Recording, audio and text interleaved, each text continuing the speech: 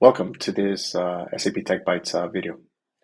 In this video, we're going to explore the SAP Audit Log Service, which is part of the SAP Business Technology Platform. So if you have an SAP BTP account, you basically have access to the SAP Audit Log Service. It's a free service, and through it, we are able to access all the audit log entries that the different services that are part of SAP BTP create in your subaccount. So the Audit Log Service is composed by two parts. One is the Audit Log Viewer, and the other one is the Audit Log Retrieval API.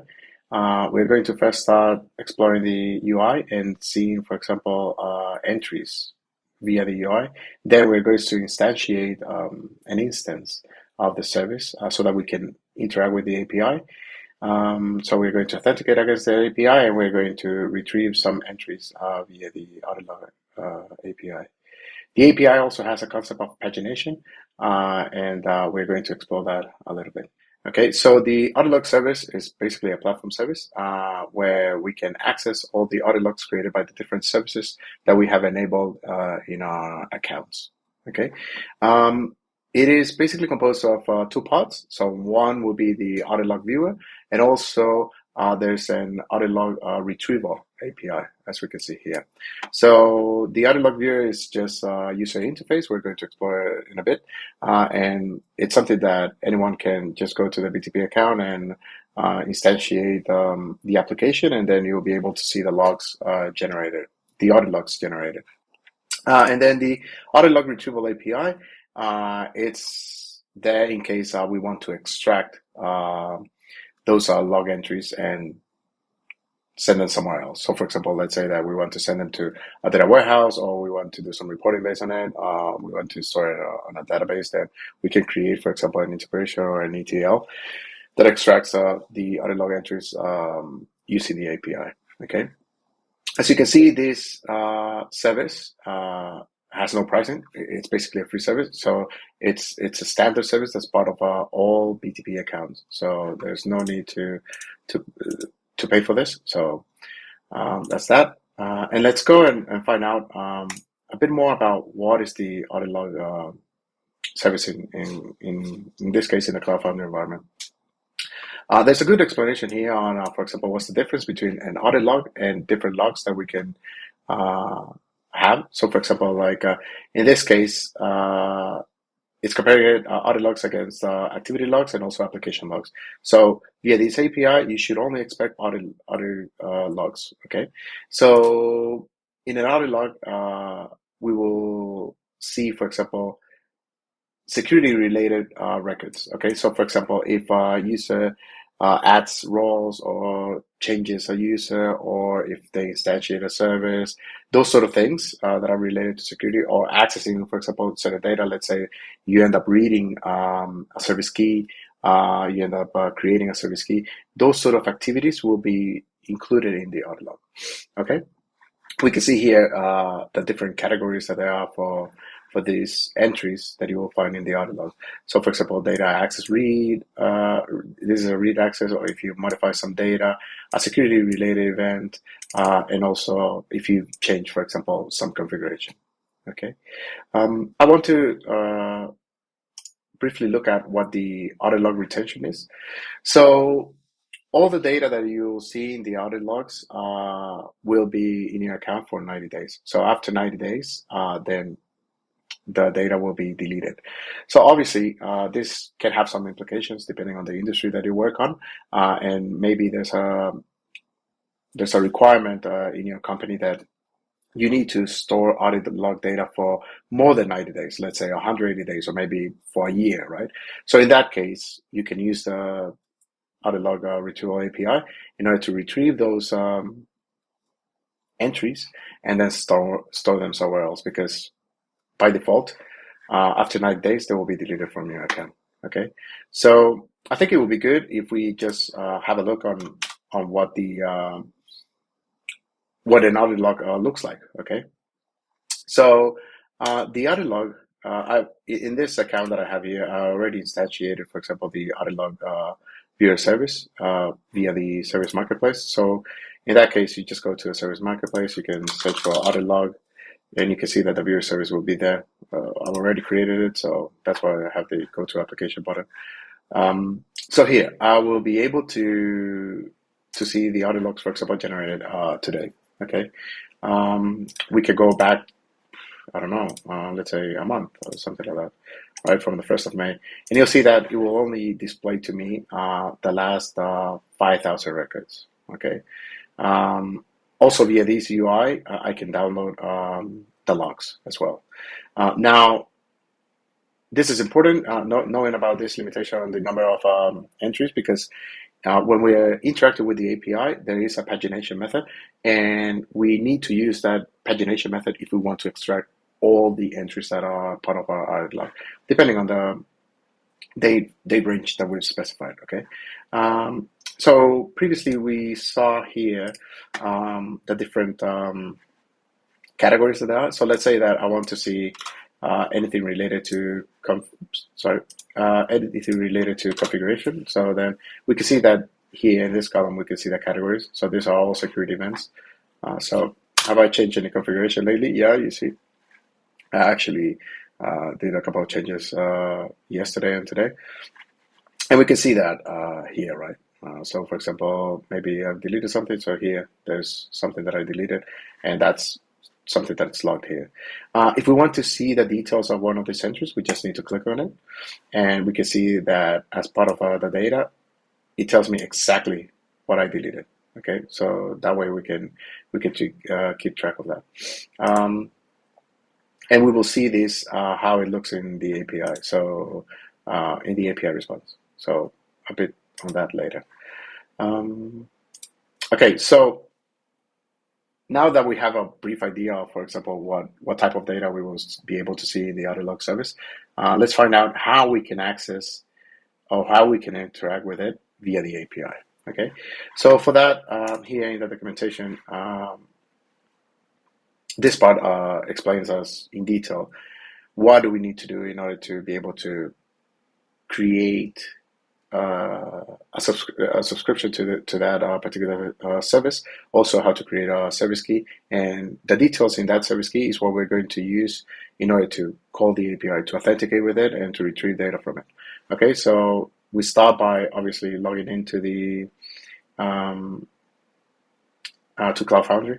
Also, it depends if you want to use, for example, a certificate, or if you just want to use an auth service. The details are here. I will show you this in a bit. We will go to terminal, and then we will basically go step by step. Okay. We can see that, for example, in our service key, there are some details that we will need. For example, the client ID or the client secret. Also, the URL in order to be able to authenticate. Here it tells us all the details on how to create that auth access token, and then how do we end up interacting with the Audit Log Retrieval API. Okay. The Audit Log Retrieval API, you can find the details in the API Business Hub. So if we search for Audit Log Service here, we will see that there is an API package for it. So let's have a look at this. At the moment, we're looking at the Cloud Foundry environment. So let's just look at the REST API. This is a very simple API, and it only has one method here, so which is the audit log records.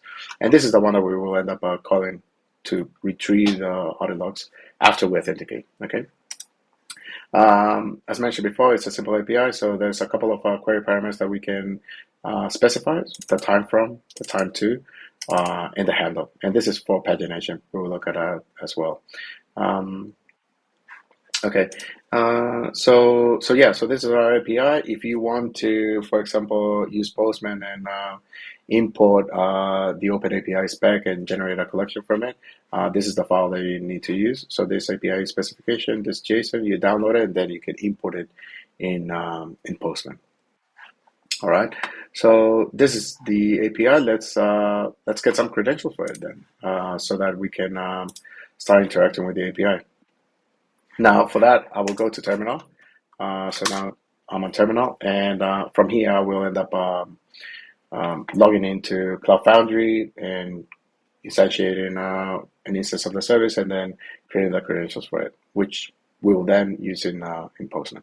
Okay, so the details that we need to first log in. So, for example, CF login, -A to specify the endpoint, the API endpoint. If you don't know where to find your endpoint, then you just need to go to your BTP account.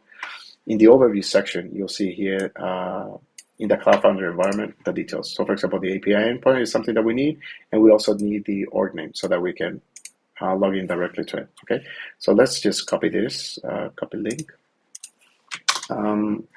Yep. And now we go back to our terminal. So -A, we specified the endpoint.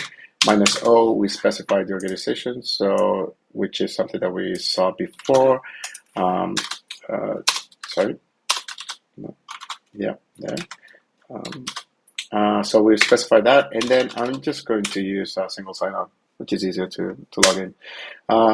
As you can see, with single sign-on, it gives me a URL. I need to copy this URL and then go to my web browser, paste it, and once I paste it, then and I authenticate, then it will give me a temporary authentication code. Let's have a look. So you see that I have access to the URL, and this is the authentication code. So I'll copy that, and then I'll just go to terminal and paste it, and then you see I'm authenticated. Okay, so now that I'm there, what I'll do is that I'll check the services that are part of the marketplace. In this case, I'm interested in the audit log, right?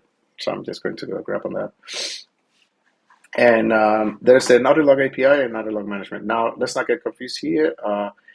We saw in the documentation that we need to use the Audit Log Management here. We need to create an instance of the Audit Log Management service.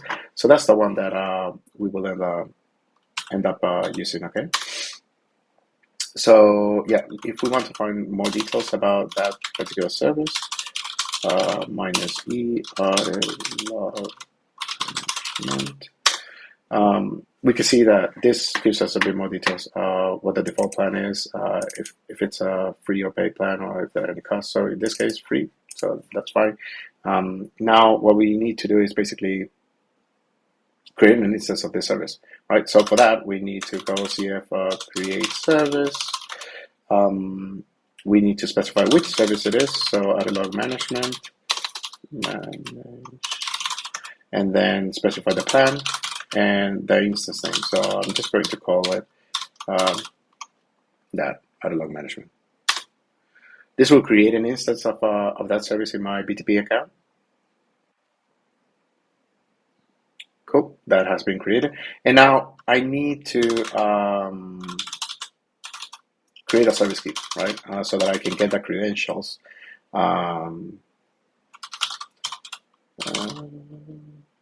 That we'll use to interact with the API. So to create a service key, I just need to specify the service name, and I need to also specify a name for this service key. Cool, we have a service key now. So if we want to, now we need to retrieve the details of this service key, right? So for that, I will just do service key. I need to specify again the service and the name of the key. There we go. And that is basically my service key. Now I don't like how that looks, so I'll just do a couple of things here so that it is a bit clear, the different fields and all that. And for that, I'll just use JQ. Cool. So these are my credentials, and this is what I'm going to use in order to authenticate with the API. Okay. So now I'll just go to Postman and use basically the details that you see here. I will configure them in Postman, and then we will start interacting with the API. All right. So in Postman, I actually created a collection before. So in this collection, I am going to authenticate against the API, and then I'm also going to retrieve that record. So let's start by authenticating. Okay. Here you can see that I have an environment. The environment is empty, so I need to edit this environment in order to be able to interact with it. So let's go edit it. Here I have, for example, the user authentication and user account and authentication URL, for example, that I need to specify, user account and authentication, client ID, and the client secret. These details, remember, are basically part of my service key. So here, this is UAA URL, the client ID, the client secret, and that's basically what we're going to copy and paste and use in our collection. So I'm going to copy the URL first, and then I'm just going to paste it here. Yep, that's my URL. I need my client ID now, so I'm going to copy my client ID and then paste it here as well. And then I need my client secret. So copy that and I paste that here. So these are all the details that I need in order to authenticate.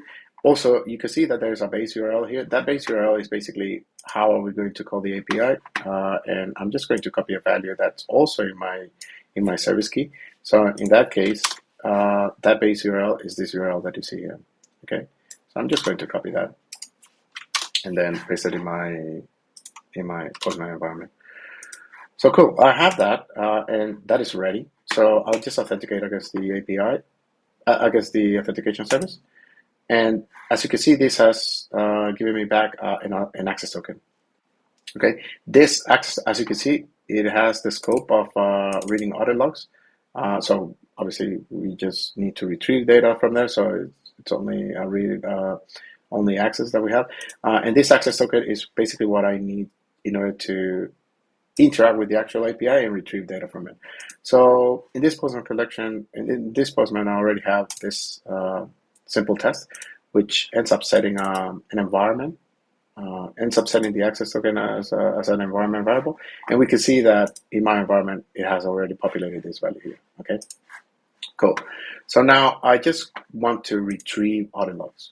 So this is the method in order to be able to retrieve audit logs. You can see that the base URL is the one that I copy and pasted before. And here I'm able to specify a time from and a time to, and optionally a handle as well. Well, all of the query parameters are optional, but in this case, let's say that I want to specify a time from. So let's make it from just today, so that we can see some similar to the records that we were seeing before via the Audit Log Viewer. So here I was able to communicate with the API, and as you can see, it has retrieved some data. Okay, we can see that the message UUID, time, tenant. This is all data that we were seeing before in the Audit Log Viewer. And in this case, the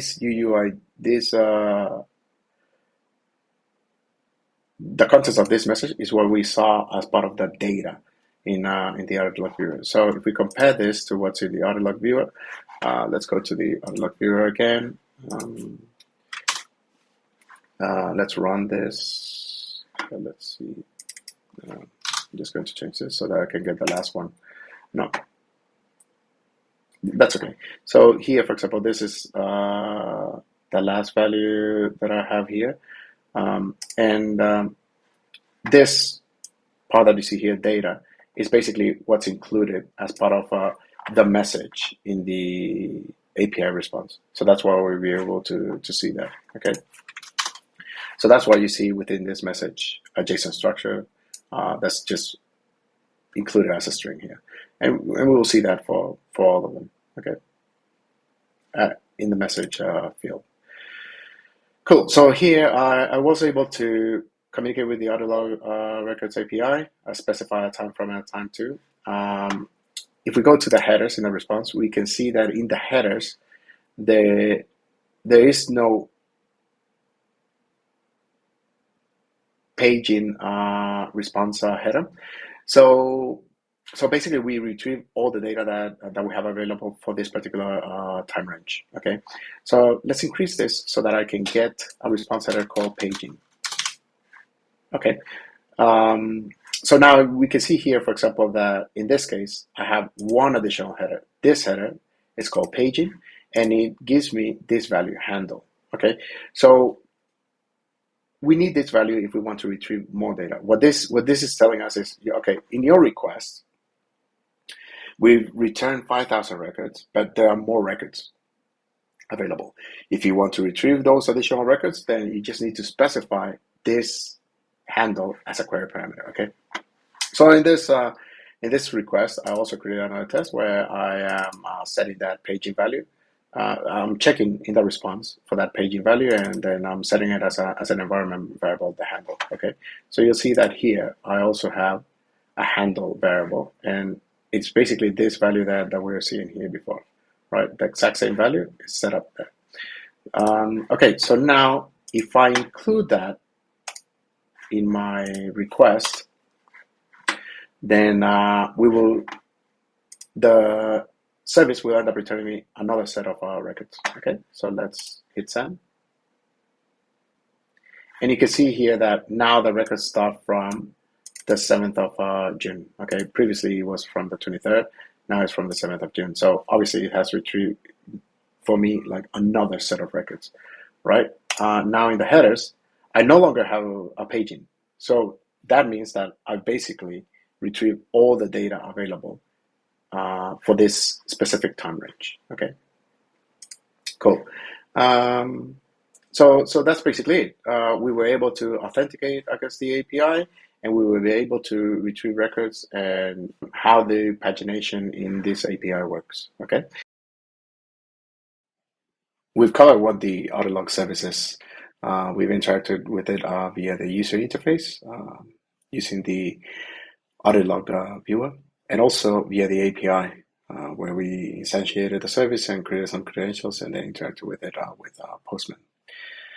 In future videos, we're going to see how we can communicate from SAP Cloud Integration to the Audit Log Service. We're going to configure it there, and then we'll see how we can extract those entries using Cloud Integration. Also, we will further explore how we send that data to an external repository. This could be a database or, for example, an object store as well. So we'll look into that in future videos. Stay tuned.